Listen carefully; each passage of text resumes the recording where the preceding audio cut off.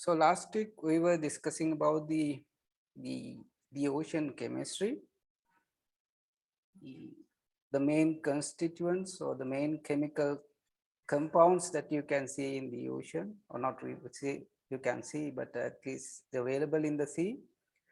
Um, but there are a lot of things to learn about the ocean chemistry. Uh, it's not the purpose of our lecture series to talk a lot on the chemistry. Of course, it is important, but we have only 15 hours to complete our task. So we will touch very basic things. Especially we talk about the major component, major chemical compounds like the sodium and then chloride, and especially these the chemicals, the amount that dissolve in the water, the proportions are constant. The proportions are constant, but only the difference is, but the salinity different from one place to another. That's mainly because of the amount of water that's this chemicals being dissolved. I hope this is very clear.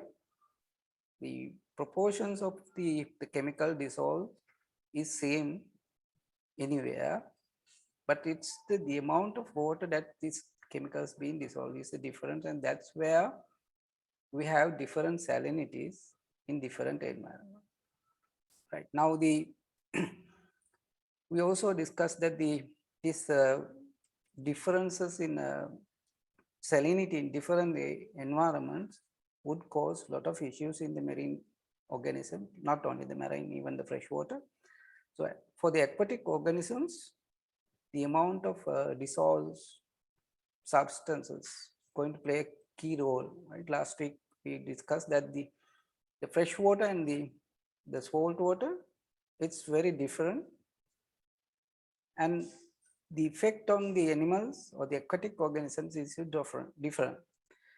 Right? For example, in the fresh water, the the animals tend to uh, uh, get water inside their body, because the water concentration outside is high and the inside the body is low. The water always try to go from the high concentration to the low concentration. But on the other hand, the marine organisms, they lose water because the outside concentration, the water concentration is low. All right, so they have to deal with this the phenomenon, right? So we actually learn these things in the um, uh, ecology. I mean, these are ecological aspects in the marine organism. So the animals have some adaptations, or they should have some adaptation to cope with these changes, right? So that's how um, some organisms, some marine organisms, they are called osmoregulators, right? So no matter what is the salinity outside, they maintain their internal salinity or internal the constituents in their body fluid. දන්නවනේ දේහ තරලය කියන්නේත් එක සංයෝගයක් නේ. දේහ තරලයේ තියෙන ලවණ නියතව තියාගන්න පුළුවන් අය ඉන්නවා සමහර අය. We call the osmoregulators for them, while the others are osmoconformers, where they have to change their internal body salinity or the dissolved salts with the changes in the environment, the osmoconformers. Right? The same with the thermoregulators and thermoconformers. Some animals can regulate their temperature, whereas the other animals, like reptiles, a lot of invertebrates, they have to change their internal body temperature with the change in environment. Similarly, the aquatic organisms has to deal with the salinity changes, either becoming osmoregulators or conformers. So, but even with that, there are other organisms also who can tolerate the the salinity changes. We call them as the euryhaline organisms, right? Like a species living in the coastal zone, especially in the lagoons, they might be euryhaline. They have to deal with zero salinity sometimes. During the rainy season, fresh water will bring the salinity down to zero. But sometimes be 5, 10, 20, sometimes even when with the tide, even the salinity can go up to 30, something like that. So they have to adapt to that salinity changes, right? So they have to have some adaptation, right? So these are some of the issues that the marine organism has to um, face, right? Whereas the other organisms, some are very sensitive to salinity changes, so they have to like avoid salinity changes.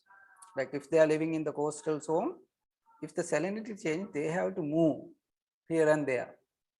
So that's why some fish, some prawns, some organisms, they migrate from one place to another to cope with the salinity changes, right? So you see now this chemistry, how it's affecting the animals, right? So there are a lot of things associated with these things.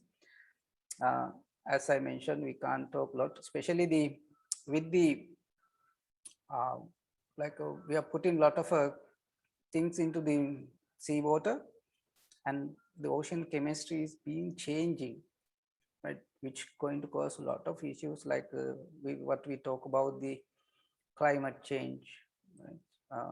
Of course, global warming as well as the reason for climate change is especially the ocean acidity. But we will talk these things towards the end when we discuss about the issues in the marine environment. But keep in mind that we are changing the ocean chemistry, which eventually will have other consequences soon, right?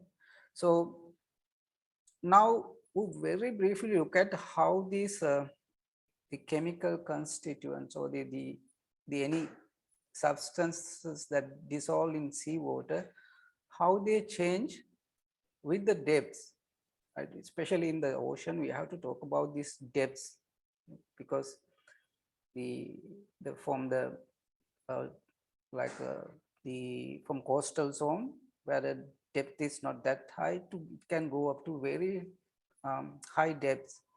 So these some of the physical parameters, they change with the depth, right? So how it's going to change, especially there can be some drastic changes in the some of the physical parameters. For example, the temperature may be high in the top layers, but sometimes temperature can be very low in the bottom, right? And in between there is a huge change in the temperature, which we call this the drastic change we call as the thermocline. I don't think you have heard this term. Perhaps for limnology you might have discussed this term thermocline, but it's a very important phenomenon in the water, especially in the deep waters. Thermocline, a layer of rapidly changing temperature, and similarly there is halocline where the salinity change drastically or rapidly within the short distance, but in a huge difference in the salinity. And similarly, there can be a pycnocline where the density also different from place to another. I mean, sudden or rapid change in the right in these physical parameters, right? Now these changes we can these clines, whatever the thermocline, halocline, or pycnocline, these are actually very important, especially they are also a barrier for the animals living in this environment, because if the temperature is very high in the top but very low in the bottom water species won't be able to go to the surface, and surface water species won't be able to go to the bottom because it's huge difference in temperature, right? Similarly, the salinity as well, right? So if you put this one in a graph, this is how it would look like, right? This is the, if you measure the temperature from the surface to the bottom, like here up to 5,000 meters or 5 kilometers, you see the change in temperature. See, in the top layer, we call the surface layer or the mixed layer, well mixed layer, the temperature difference is nearly invisible. Like there's no huge difference in the temperature here. But you see the bottom temperature, that in the deep waters, the temperature is very low. But you can go in even up to 0 sometimes, but virtually it's not. But in between, you see, there's a huge difference in temperature, and this is the zone where we call as the thermocline. සිංහලෙන් කියනවා මේකට උත්තුප්පාය නෑ thermocline එකට තාපානති sorry තාපානති කියලා කියනවා වචනයෙන්ම කියනවා නේද තාපානතිය right so thermocline so because the surface layer is well mixed because of the waves and wind action, well mixed. So temperature is constant, but in the bottom waters, not getting enough sun rays, and there's no heat generation. So the temperature is very low, and in between you have this thermocline. And in the tropical waters, you see the surface layer, mixed layer, and the bottom layers, there is no chance of mixing because the bottom waters are cold, the surface waters are warmer. We know that warm waters are less denser, whereas the cold waters are denser. Right? Density is high here, density is lower here, and because of that, this water going to be remain here as bottom waters, and the surface wall will be remain as surface waters, and there is no mixing in between the surface and bottom waters. So this is extremely bad for the marine environment. Why?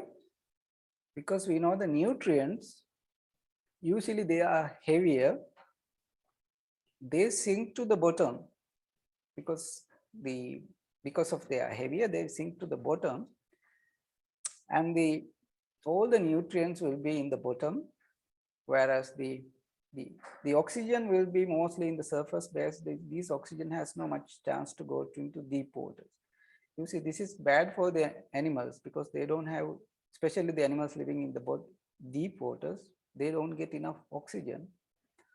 Whereas in the nutrients point of view, the surface layers where the most productive, the planktons and algae are there, they need nutrients for the primary production. So they don't get enough nutrients for this primary production. So you can imagine the tropical waters in particular, when there is no good mixing, and because of that, this affects the tropical oceans to be less productive because nutrients not coming to the surface, and the tropical oceans are not very productive, right? You won't believe this because we are in a tropical island, which is usually we have very high biodiversity. We think that this should be very productive as well, but they are not really productive compared to the temperate countries. සීත රටවල් එක්ක බලද්දී අපේ සාගරයේ නිෂ්පාදනය ඉතාමත් අඩුයි. ඒ රටවල ලැබෙන තරම් මාළු ප්‍රමාණයක් අපේ රටේ ලැබෙන්නේ නැහැ. Right? Because of this, because our waters are not really very productive, we think the other way, right? Okay, so this is very important. This thermocline is a barrier for the organisms, and similarly, you see the same thing actually, the different layers, the mixed surface layer, the deep layer, we call the three box model. box තුනක් වගේ මේකේ තියෙන ඇත්තටම මේ bottom box එකක් තියෙනවා, මැද box එකක් තියෙනවා, උඩ box එකක් තියෙනවා, මේවා mix වෙන්නේ නැහැ. So that's the typical, the vertical structure. අපි උඩේ නම් පල්ලෙහාට බලද්දී මේ සාමාන්‍යයෙන් මේ මේ තියෙන්නේ උෂ්ණත්වයට ඒ විතරක් නෙමෙයි salinity ගත්තත් ඝනත්වය ගත්තත් මේ හැම එකක්ම පෙන්වන්නේ මෙන්න මේ විදිහට box විදිහට තියෙන්නේ මේවා හරියට mix වෙන්නේ නැති ඉඳ right so that's where we have the thermocline and that very badly affect the marine organisms as well as productivity but the thermocline depths change with the season, the time, and many different aspects. But if you look at the temperature curve anywhere in the ocean, you will see something similar, especially if there is a deep water in the tropical oceans, right? So that's how it would look like. And in these graphs, you will see how the density change with the depth, and this is how the temperature change with the depth. And even if you look at the salinity, it will follow the same as the density, right? Because they are proportional to each other, the salinity versus the density. And this is affecting opposite direction, the temperature versus density. As you know, temperature and the density have opposite relations, and this is obvious in this graph as well, right? So that is something to look at. So you can see this 3-box model here: the surface zone, the middle zone, and the deep zone. These boxes are like that, right? So here you see the pycnocline versus thermocline. Pycnocline is the density curve, same as the salinity curve. You see, the halocline or the salinity curve is like this, and the density curve is also right. So this is just to give you an idea how these physical parameters change with the ocean depths. This is badly affect the marine organisms as well as their productivity. If you don't understand this one, right, try your best to understand. I mean there's no something rocket science here, but if you have any question, you can raise this, right? So again, we are talking about these clines, the halocline, and the salinity changes, the pycnocline or the density changes, and we'll see how we put all these together. This is how it would look like: the temperature curve, the salinity curve, as well as density curves when put in a same scale, right? I hope you got some idea from that. And other than that, if you very briefly go through the different gases, how it change with the depth, especially the oxygen, carbon dioxide, and nitrogen, how these change with the ocean depth, something very interesting to look at. And here you see the carbon dioxide curve in the dotted red color, at least in the dotted line, whereas the solid line is the oxygen curve, right? As you can see that the oxygen versus the carbon dioxide also look like something opposite, right? With opposite proportional sort of a relationship, right? Can anyone think of why this opposite curves that we have for the carbon dioxide and oxygen? If you look at the oxygen, you see the oxygen is higher in the surface waters, but getting very low in the deep waters. But in between, you have again a cline, oxygen cline, or the oxocline, oxygen cline here. But again, in the very deep waters, you see the oxygen increase again. So that is a typical curve you would experience for the oxygen. Very unique. Can anyone think of why the oxygen is higher in the surface layers and why it is low in the bottom layers? කාටට කියන්න පුළුවන් ඇයි surface layer එකේ වැඩි වෙලා bottom layers වල අඩු වෙන්නේ?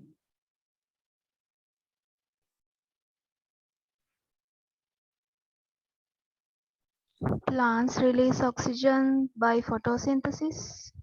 Exactly, very good. Right, that's very good thinking, because its oxygen is produced by the plants, particularly the algae or particularly the plankton, where they are the primary producers. They have to release oxygen, and because there is no many phytoplankton in the bottom layers, and the production of oxygen is very low. Now the other thing is the how much oxygen is dissolved in the water, because the oxygen dissolve easily in water when the turbulence is high. When there is mixing well, the oxygen dissolve really well. That's why you use a aerator in your fish tank. හරි, අපි ගෙවල් වල තියෙන මාළු ටැංකිය අපි aerator එකක් දානවා නේද, පොඩි පම්ප් එකක්. හරි, හුඟක් අය කියන්නේ මේකට ඔක්සිජන් පම්ප් කියලා. Right? It is not oxygen pump, right? It's just an pump where it pump only the air. It just pump air, the normal air, into the water. Because of the turbulence that it creates, the oxygen dissolve easily with the turbulence, right? Wherever the turbulence is high, the oxygen dissolve easily. That's where you get higher oxygen in the surface layers, whereas the lower and turbulence is very low in the bottom layers, right? So the oxygen production is low, and as well as the turbulence is very low. Both due to both reasons, so the oxygen is low. Now there is another issue, because after certain depths, again the oxygen increases, and that is because the oxygen dissolve easily with low temperatures. Or on the other side, the oxygen retention power of the water body decrease with increasing temperature. Right? When the higher temperatures, that water body cannot hold a lot of oxygen, that oxygen will release to the atmosphere. Another thing that we need to remember is that the most of the oxygen that produced in these layers, since these oxygen, they cannot be dissolved easily, because right, I mean, not all oxygen will be dissolved here, and much of the oxygen that produce here, they will release to the atmosphere. That's where the atmosphere gets the oxygen from, right? So keep in mind that the very first thing, more than 50% of the oxygen in the atmosphere are coming from the sea. That's how we get the oxygen, right? So that's the oxygen curve. Now the other one is the carbon dioxide curve. It has the opposite sort of a representation here. So why the carbon dioxide is low in the surface layers? Can anyone think of why the carbon dioxide low in the surface layer? So we already talk about the oxygen, about the carbon dioxide, right? Why the carbon dioxide is like this, right? The carbon dioxide solubility actually nothing to do with the turbulence or the mixing. Right? The main reason for carbon dioxide dissolving power is with the pressure. Right? So imagine the soft drinks. අපි බොන soft drinks වල carbon dioxide gas එකනේ තියෙන්නේ. Pressurize කරලා carbon dioxide ලේසියෙන් දිය කරන්න පුළුවන්. يعني මේ මුහුදේ අමුතුවෙන් pressurize කරන්න දෙන්නේ නැහැ. ගැඹුරත් එක්ක නිකම්ම pressure එක වැඩි වෙනවා. And that's where the carbon dioxide dissolve easily in the bottom waters because of the high pressure, right? So it's completely different concept here. The carbon dioxide easily dissolve in the deeper waters when the pressure is very high, right? On the other hand, you see in the bottom, after certain depth, there's no huge change in the carbon dioxide because the solubility doesn't change very much after that, right? So it's very much constant, uh, mainly because there is something called buffering activity. You know, the carbon dioxide dissolve in the water, and at the same time, sometimes it will produce carbonic acid, but on the other hand, the carbonic acid will break into the carbonate and the hydrogen ions, and the transition between the carbonic acid and the carbonate ions will keep the salinity pretty much so the concentrations actually the pH in the water relatively constant, right? So that's very important in the marine environment, right? So the nitrogen doesn't so much huge influence, but the nitrogen, the ocean get the nitrogen from very much from the atmosphere, right? That nitrogen important for the marine organisms, especially for the production of amino acid, but the nitrogen has something very important for some of the organism. For example, humans, especially if you are a diver, right?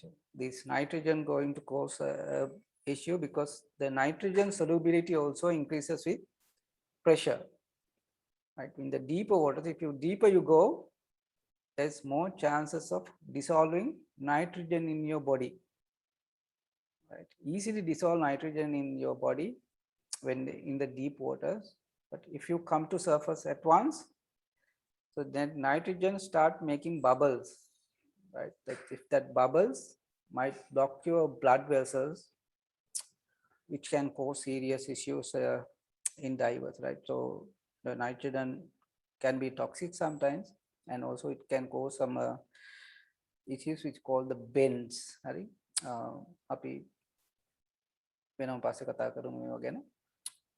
Right. The other thing, how the pressure change with the ocean depths. This is very important.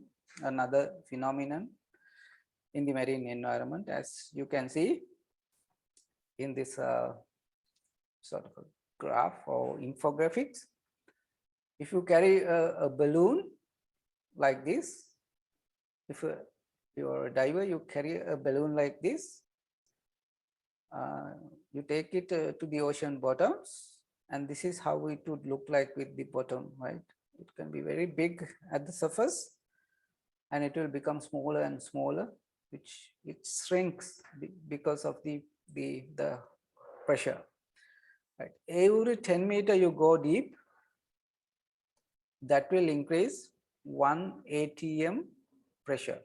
That will add on 1 atm pressure, right? So in the sea surface in the coast or in the beach, you will have 1 atm pressure, but next 10 meter in the water you will have another 1 atm, and that will follow in every 10 meter, right? So if you go 30 meters, that means you will have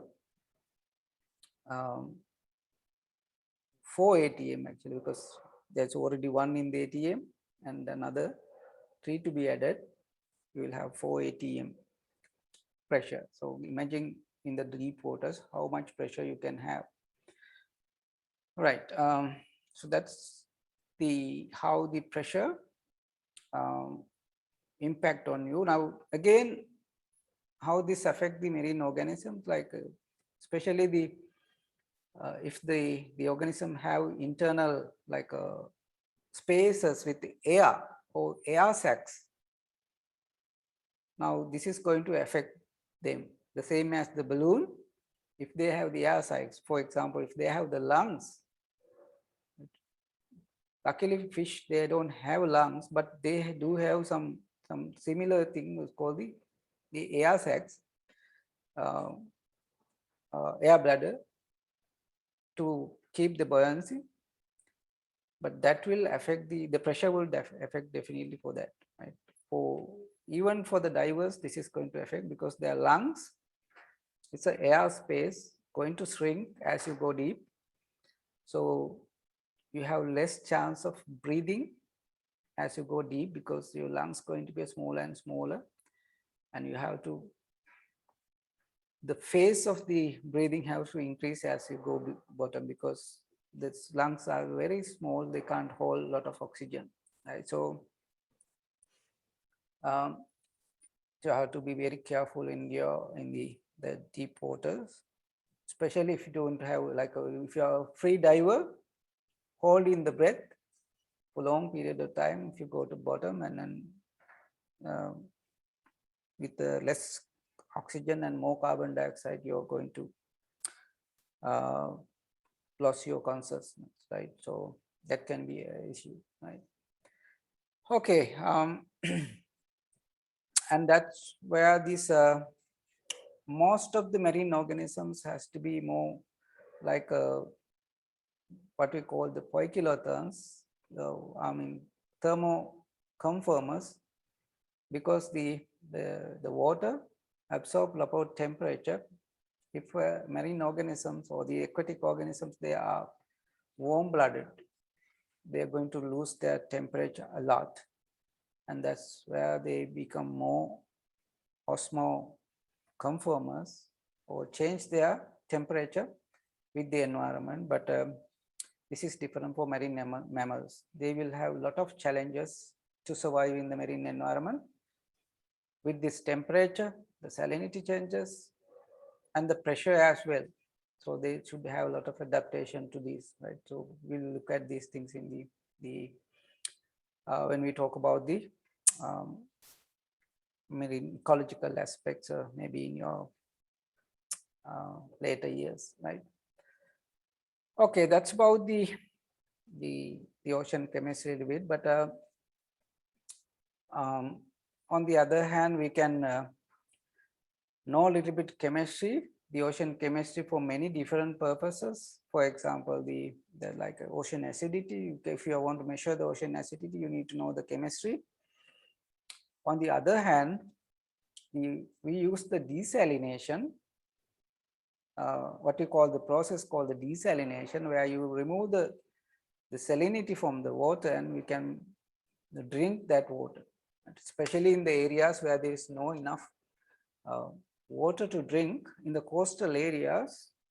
But if you have the sea around, you can use this desalination process to produce fresh water. Now this is been like become more popular in the world, especially in the Middle East countries. They take these techniques to get fresh water from the sea. Now even in Sri Lanka,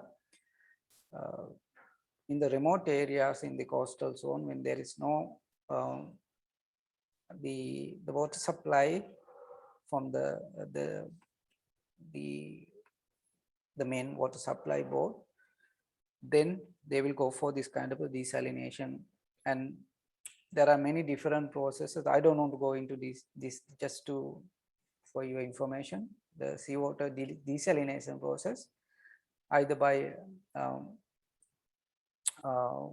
evaporation, right, evaporation process, or else another process we call the reverse osmosis, we call the RO. අහලා තියෙනවනේ the RO systems ගැන. RO දැන් ඔය ගෙවල් වල පවතින RO water filters semi permeable membrane එකක් පාවිච්චි කරලා ඒක හරහා fresh water pump කරනවා. එතකොට අපි දන්නවා semi permeable membrane එක water molecules වලට විතරයි යන්න දෙන්නේ, වෙන කිසිම දෙයකට යන්න දෙන්නේ නැහැ. Very important. Even the pesticide and lot of pollutants will be remain in this case. Only the fresh water will fresh through the membrane, not even the essential minerals, right? But that's where in the water filters they have to add the minerals again if you want to make it a drinking or drinking water. you have to add minerals artificially for RO waters, right? So keep in mind, especially if you are in the some areas, if you use RO filters, make sure that you use proper filter systems. Not only the filtering, but you have to add a mineral cartridge. Otherwise, you will lose the essential minerals in the water, right? So that also very important, right? Okay, as I mentioned before, the seawater, there is a buffering action by changing this bicarbonate to carbonate. The process and this buffering action in the seawater is very important. That's how it keeps the pH nearly constant. But since we are putting a lot of chemicals, especially the carbon dioxide, pump more into the sea, and then the ocean keep the balance. The ocean lose the balance because we are putting too much carbon dioxide that the ocean cannot withstand this buffering action. That's where they start raising the pH, what we call the ocean acidification. We will talk about this a little bit towards the end, how this form this ocean acidity, ocean acidifications toward the end, right? Usually it has a relatively constant pH values, which can change over time. And these changes in ocean acidity going to affect a lot of organisms, which will, especially the coral reefs. And we will discuss these things towards the end. And there are lots of instruments that can be used for detecting or measuring the ocean chemistry, which we discussed in the very first practical session as well, like in this, the refractometer, the selenometer, and this kind of one, and some water samplers. And we will have another session on like the oceanographic instrument, how they can be used, even this reversing thermometer. I think we will discuss previously the functions of this reversing thermometer. And then other than that, there are other instruments as well, something like a different electronic devices to measure the ocean chemistry. Like this instrument we have already, like the Ocean 730, it's a CTD we call. CTD, we call them as data loggers. CTD means, C means conductivity, T temperature, D the depth. With the depth, it records both temperature and conductivity at the same time, and you can record continuously, like every second or even a fraction of second, or you can set it to measure by every hour or every minute. You can set it everything, because they are called the data loggers, the real-time data loggers. You can get all these profiles, like with the depth, like a previous, the depth curve you can get from this instrument. We have one of these gadget in our laboratories. Actually, it's a donation we got. Might need to return perhaps later, but we have at the moment. And we have this multi-parameters. We can measure so many parameters at once. Like here is the temperature, conductivity, specific conductivity, salinity, total dissolved, pH, ORP, that's oxygen potential, oxygen reduction potential. The likewise, based on different sensors, you can use like multi-parameter. We also have this multi-parameter, right? And other than that, like large scale laboratories, they have this kind of heavy equipment for sampling, like if you are doing a very deep waters, like even NARA has some this kind of instruments. Like you can collect some water sample from different depths. We call these rosettes. You can in the large ships, you can operate this kind of instrument. since we don't have this kind of a high-end instruments, will be very costly and also to maintenance. But of course, some of these like an RMI will have this kind of instrument, right? So that's basically what we're going to talk about the ocean chemistry.